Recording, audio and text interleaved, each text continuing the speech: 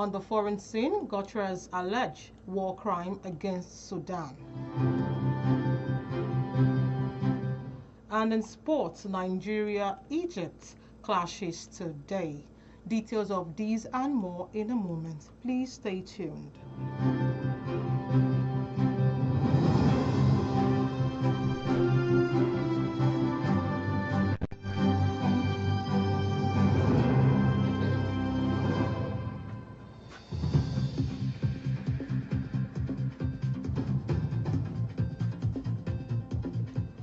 The People's Democratic Party, Ondo State Chapter, and the All Progressive Congress APC are engaging in a war of words over the thank you tour embarked upon by Governor Lucky Ayedatiwa across the state.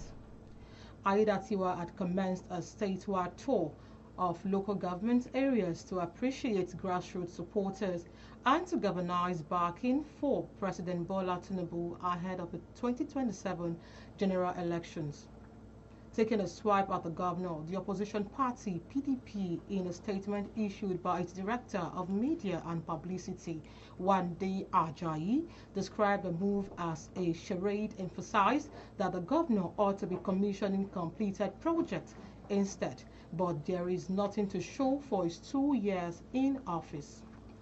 However, APC, responding to the PDP's criticism of the governor's thank you tour, maintained that Ayedatiwa's decision to personally visit communities across the state reflects humility and accessibility. Osun State Governor Ademola Adeleke, former Vice President Professor Yemi Oshibanjo, National Secretary of the African Democratic Congress ADC Rauf Aregbesola, and Prince Olagunshoye Oyinlola on Monday commissioned the 34 billion Modupe and Folorunso Alakija Medical Research and Training Hospital built for Osun State University, UniOsun. The Vice Chancellor of the university, Professor Clement Adeboye, disclosed that UniOsun can now boast of one of the best teaching hospitals in Nigeria, courtesy of its Chancellor, Folorunso Alakija, who donated the over 34 billion naira hospital complex located in Osogbo.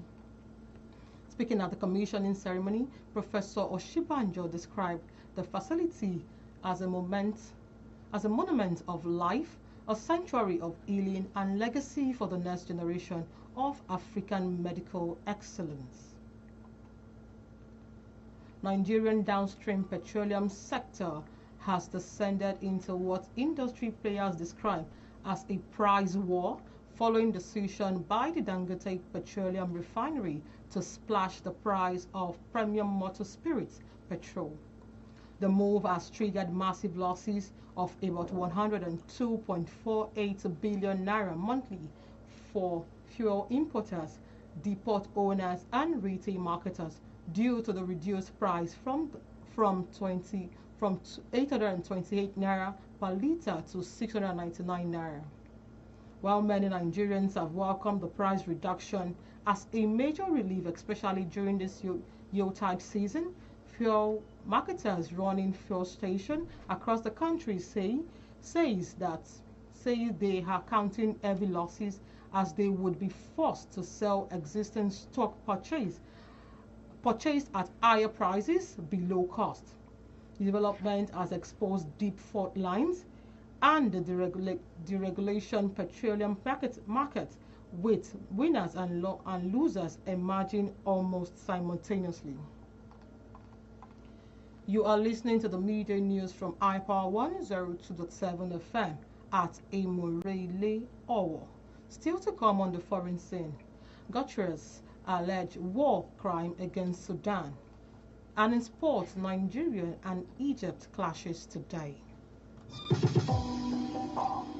Whether you're tuning in for breaking news, in-depth analysis, or community updates, High Power 102.7 FM remains your most trusted source. Because when it comes to news, the truth matters. High Power FM 102.7.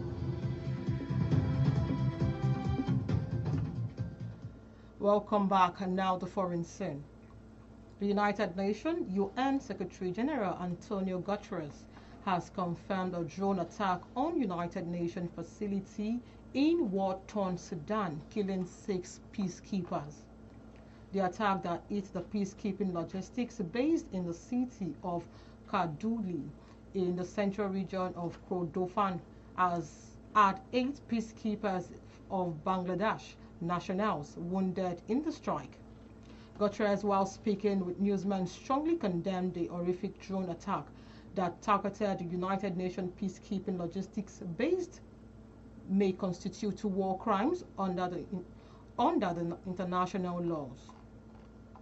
Still on the foreign scene, the United States has said it killed 8 people in the new attack on vessels in the eastern Pacific Ocean days after the U.S. military seized a Venezuelan oil tanker amid Washington's military buildup in Latin America. At least 90 people have been killed in similar U.S. attack on dozens of vessels in the Pacific Ocean and Caribbean Sea near Venezuela since September in what have been criticized as extrajudicial killing by U.S. military. Venezuela's President Nicolas Maduro has said the attack and the U.S. military buildup were aimed at allowing external power to rob Venezuela's immeasurable oil and gas wealth even before the U.S. seized an oil tank off the coast of Venezuela last week, with U.S. President Donald Trump telling newsmen that he was going to keep the oil. Meanwhile, the U.S. lawmaker have questioned the Secretary of Defense over his role in the attack, including his personal ordered a second strike on the boat targeting 2 people who have survived the first attack. And in sports, Nigeria and Egypt will clash in pre-2025 African Cup of Nations friendly at the Cairo International Stadium today, as the 2 countries will use the friendly to test new players and tactics possibilities ahead of the AFCON. Super Eagles head coach Eric Shells has named a couple of new players, including Ebenezer Akinsonmiro, Usman Mohammed, Tochukwu Unandi, Ryan Alibioshu, and Salam Fagolawan are in a squad for the competition. The likes of Victor Osimhen, Moses Simeon, and Samuel Chukwueze are expected to link with the team in Morocco as 22 players are currently in the Super Eagles hotel. To end the iPower 102.7 FM media news, let us take another look at the main points.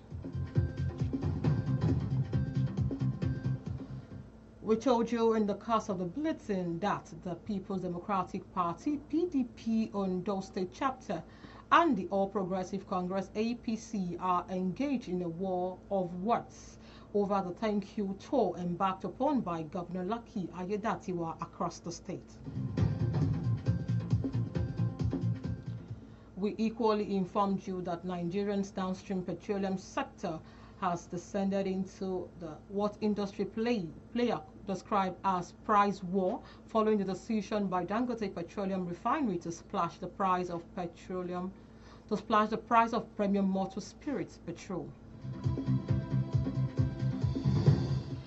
On the foreign scene, the United Nations UN Secretary General Antonio Guterres has confirmed the drone attack on United Nations facility in war-torn Sudan, killing 6 peacekeepers.